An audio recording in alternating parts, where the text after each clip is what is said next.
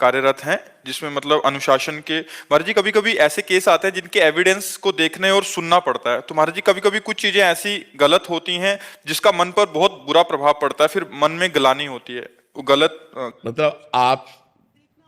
महाराज जी evidence देखने, क्योंकि ये न्याय देख रहे हैं, तो किसी ने प्रस्तुत किया, मतलब किसी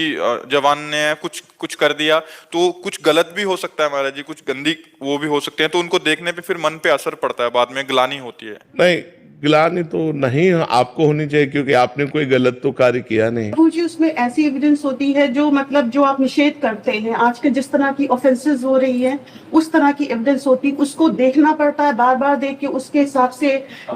उसका चार्ज बनाना पड़ता है और फिर उसका आगे का निर्णय लेना पड़ता है। तो इसमें वीर बन करके,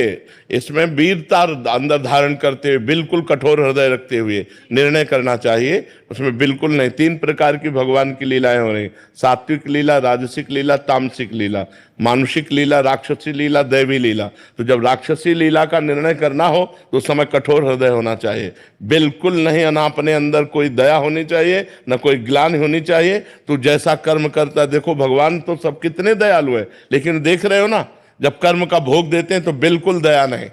बिल्कुल दया नहीं, बिल्कुल परिपक्व होना चाहिए उस समय, बिल्कुल तुम्हारे अंदर दया नहीं, कोई ग्लानि नहीं, एक अंदर और जोश होना चाहिए और उसको उचित दंड देना चाहिए। गुरुजी ऐसा लगता है कि आपकी वाणी सुनने की कहीं हुए कोई अपराध तो नहीं करी, बार बार देखना पड़ता है इसलिए? नहीं नहीं नहीं नहीं नहीं नहीं नहीं, बिल्कुल अपराध नहीं, वो तो आपका कर्तव्य कर्म है और कर्तव्य कर्म करने के लिए भगवान ने आदेश किया है, इसलिए वो अपराध नहीं, वो आपकी पूजा है, बिल्कुल निर्दोष होकर के आप कीजिए जी।